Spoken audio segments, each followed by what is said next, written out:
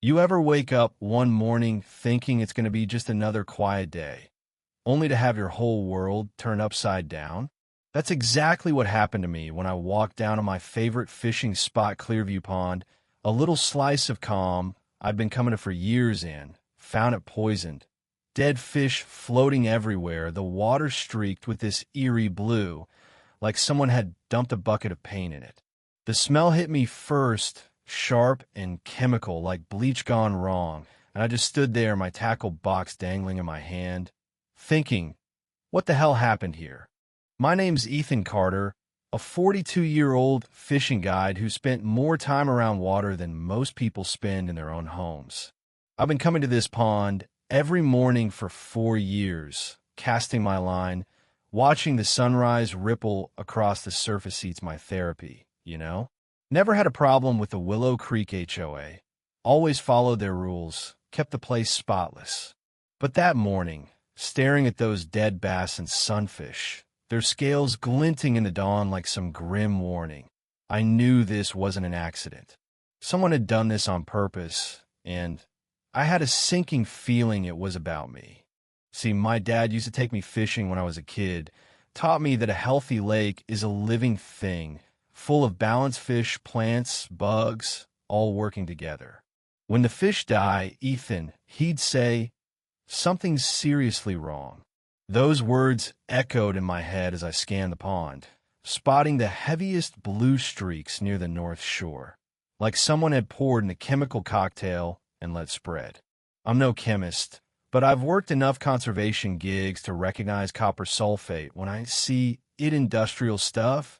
Used to kill algae, not something you find in a backyard shed. Whoever did this knew what they were doing. Then I got back to my house and saw Ida Crisp, official-looking notice taped to my door from the HOA, signed by Patricia Langston, our president. It slapped me with a $200 fine for misuse of community property and environmental damage. I read it 3 times, my hands shaking because it made no sense. Me? Causing environmental damage? I'm the guy who picks up beer cans other people leave behind.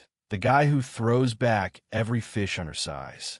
And here's the kicker: a notice was dated yesterday, before those fish were even dead. How do you cite someone for damage that hasn't happened yet? Unless you knew it was coming. I grabbed my HOA handbook, the one I actually bothered to read when I moved here. It clearly stated you get a warning, 30 days to fix any issues, a chance to appeal. None of that happened. Patricia had skipped every step like she was gunning for me personally. I was still piecing it together when I heard the click of heels on the sidewalk. There she was, Patricia, 55, all sharp blazer and fake smile, like a realtor trying to sell you a house with a cracked foundation. Ethan, she said, her voice dripping with that patronizing tone, if you didn't treat this pond like your personal playground, maybe we wouldn't have this mess. I pointed at the water, the dead fish bobbing in the blue streaks. You think my fishing did that? Patricia, I've been doing catch and release for years. I'm a conservationist. She just shrugged, like my whole career was a joke. All I know is we never had problems until you started poking around. Oh, and big changes are coming. Ethan, better home values, better community. You'll see. That word, changes, hit me like a warning shot. I started noticing things I'd missed before: fresh dirt piled near the pond, big pipes running underground toward the neighborhood. Something was up, something bigger than a few dead fish. I couldn't shake the feeling that Patricia was playing a game, and I was the scapegoat. 2 days later, she called an emergency HOA meeting with barely a day's notice, another rule broken, since our bylaws require a week. I showed up anyway, walking into the community center like I was stepping into a lion's den. 30 neighbors sat there, whispering, glancing at me like I was some kind of eco-terrorist. Patricia's assistant, a jittery woman named Karen, blocked me at the door. Sorry, Mr. Carter, but due to the environmental investigation, you need to sit in the back. I kept my cool barely. That's not how meetings work, Karen. Every resident gets a say. She didn't budge, and Patricia watched from the podium, smirking like she'd already won. The meeting was a circus. Patricia stood up there in her power suit, pearls gleaming, and laid it on thick. "We're here because one resident's reckless behavior has endangered our water," she said, not naming me, but making sure I turned my way. Then she dropped a bomb.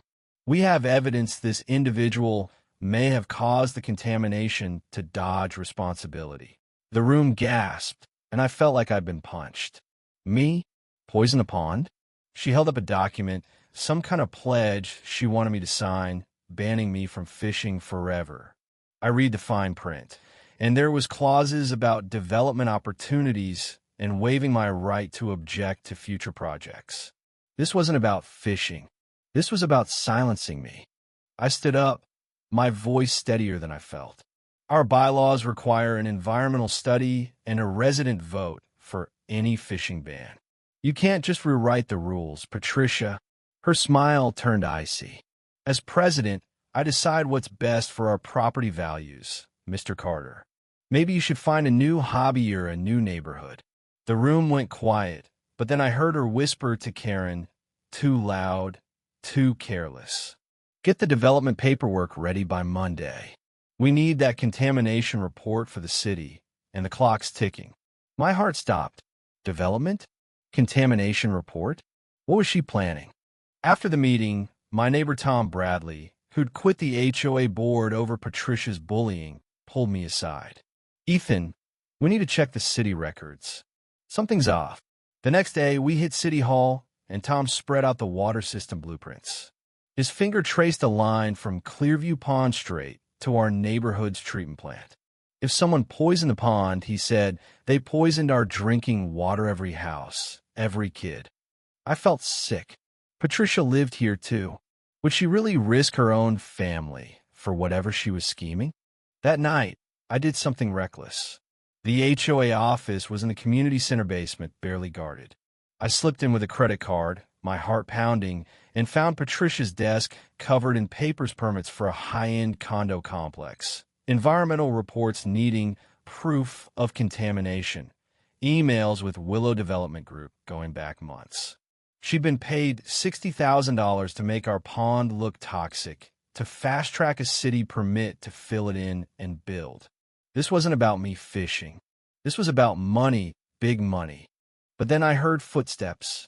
I snapped photos with my phone and bolted out the emergency exit just as the security guard hit the basement. The next morning, a sheriff's deputy was at my door with a lawsuit. Patricia was suing me for $6,000, claiming harassment and trespassing. My neighbors started avoiding me, whispering I was the bad guy. Even Mrs. Lopez, who used to wave while her kids play by the pond, hustled them inside when she saw me. Worse, my tap water started tasting metallic, like the contamination was spreading.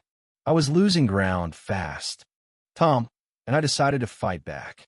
I called my buddy Mike, a water safety expert, and we planned a public testing event, a big community picnic, open to everyone, with pro-grade equipment to show real-time results. No secrets, no spin.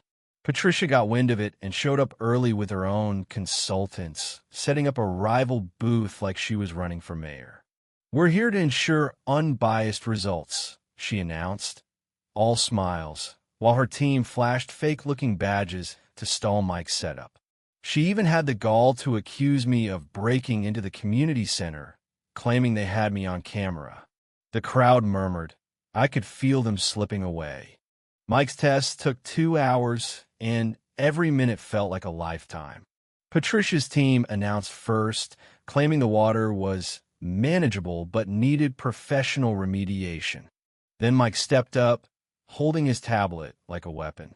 "Copper sulfate levels are 20 times above EPA limits," he said, calm but firm. "Lead, mercury way too high for drinking water." This wasn't an accident. Someone with access to industrial chemicals did this on purpose. The crowd went dead silent. Tom didn't hesitate. He held up the emails I'd photographed. Patricia took $60,000 from developers to fake this contamination. It's all here dates, amounts, instructions to make it look bad. You could feel the air shift. Mrs. Lopez's voice cracked as she shouted, "My kids have been sick for weeks." Other parents chimed in, piecing together headaches, stomach aches, all from the water we'd been drinking. Patricia's consultant tried to backpedal, mumbling about natural variations, but nobody was buying it. Then Patricia did something insane. She marched to the pond's fountain, scooped up a handful of water, and drank it, yelling, "See? It's fine. You're all being played." Within minutes, she was doubled over, vomiting, her face pale as the paramedics rushed in. She'd poisoned herself with her own scheme. EPA agents showed up before we could blink, badges flashing, talking about federal charges up to 10 years in prison for water contamination. Residents started organizing, Mrs. Lopez leading a petition for a class action lawsuit. Patricia was done kicked off the HOA, fined $60,000, her real estate license gone. She pleaded guilty to fraud and environmental crimes, got 2 years probation, and had to pay for the cleanup. Tom took over as interim president, passing new rules to protect the pond forever.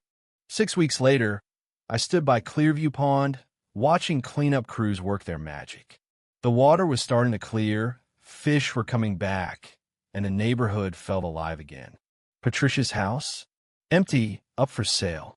She tried to ruin us for a quick buck, but the truth came out like it always does. Casting my line into the water, I felt peace for the first time in months. This pond, this community, it's home, and we fought for it. So what do you think? Was justice served, or did Patricia get off too easy? Ever dealt with an HOA like this, or seen someone try to pull a fast one on their own neighbors? Drop a comment. Share your story. I am reading everyone. Hit that like button, subscribe if you're new, and let's keep fighting for what's right. The truth always floats to the top.